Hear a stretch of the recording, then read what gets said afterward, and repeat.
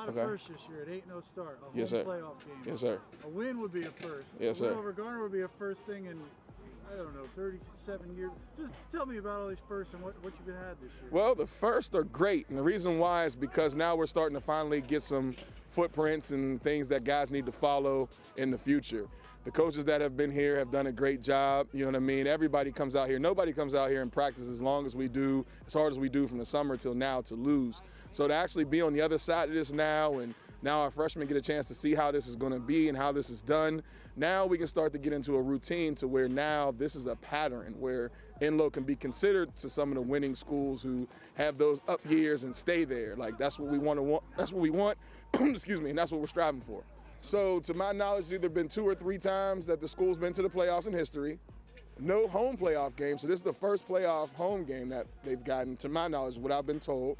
And this would be the first time they won one. And if we win it, that would give us a 9-3 record, which would be the best record in school history. Amazing. And Matt, you were selling out games mid-season. What are you expecting Friday night? Ooh, I don't know. So we know Garner travels, which is huge. And our alumni is ready for this game, so I have no idea what to expect. I know it's going to be a lot. People are asking for tickets now, so it's going to be amazing to see.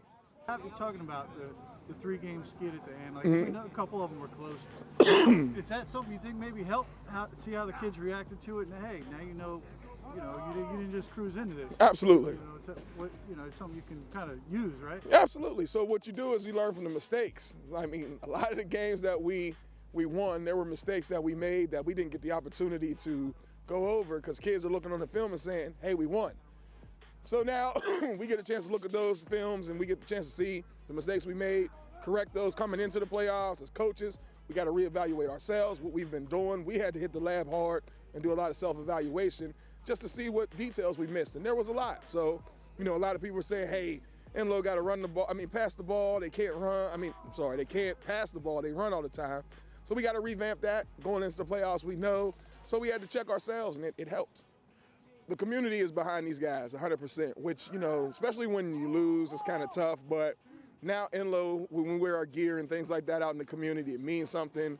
You have people who are 100% behind us, and we've never seen anything like this from Enloe, and they're proud. I mean, the crazy part is, is we have people who are saying, if you guys didn't win another game, this was just an exciting season. So just to see the face of the fans, to be proud of something again at Enloe, and knowing that now we just got to keep this thing going and, be excited for whenever it's time to rebuild this thing. And when the season's over, hopefully it's not over anytime soon, we're just ready to go and just keep this Enloe thing flowing.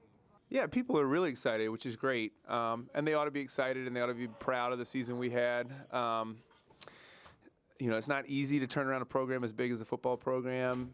And we feel like we've turned the corner by going 6-5 this year. So the kids are excited. The school's excited. We had a great pep rally last week before the Leesville game. Parents are excited. On the other hand, I think the kids feel like our record should be even better. We're a couple plays away, maybe a play away in the Enloe game, a play away in the Roseville game from being 8-3. So that's kind of nice getting to play Roseville. That's one we felt like we let slip away. It was 21-6 at halftime. That we were ahead, and we just really struggled to move the ball in the second half, and they ended up beating us in overtime. So we're excited to get another shot at them, and we're excited to not just to make the playoffs, but to use the playoffs, I think, as a way to show that, 6-5 is great, but we feel like we're even better than that. Yeah, no, I think so. I think, there's 2 games that we really felt like, man, we should have had that one. Roseville's one, Enloe was the other. We had the ball on their 15-yard line, a minute and a half left, first down, and we threw an interception against Enloe. And that's one we would like to have back. And then Roseville, again, is, if we could have just gotten one score in the second half or one more first down or one more stop, we win that game. So, we have a lot of respect for Roseville. They're a really big, fast, athletic team. They've played some really good teams well. I think you hold Wake Forest to 21 points. That's quite an accomplishment. So we know we got our work cut out for us, but we also feel confident.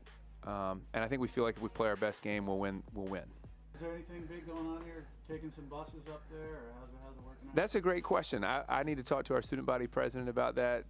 Mason Wadisick, our student body president and our vice president, they handle a lot of the Spirit Committee stuff. That'd be great if we took some buses up there. I expect we'll have a good visitors crowd, whether we charter buses or not. But no parade or anything yet.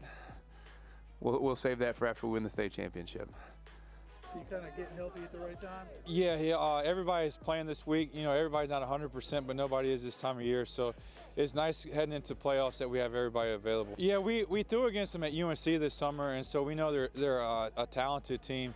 And then just watching film and kind of talking to some other people, they're going to come in. They're 8-3. They've played some really good teams in their non-conference schedule, so it's going to be a tough test for us. Yeah, anytime we can play at home in front of our fans, I think our community comes out and supports us well, and so it's going to be a great atmosphere on Friday night with two of the better programs in the area. So hopefully we can just come ready to play and play our best game. Communications class. Great job with this team this year. Obviously, you've had a lot of success. Have you heard from the Browns? Hopefully. I might put an app in.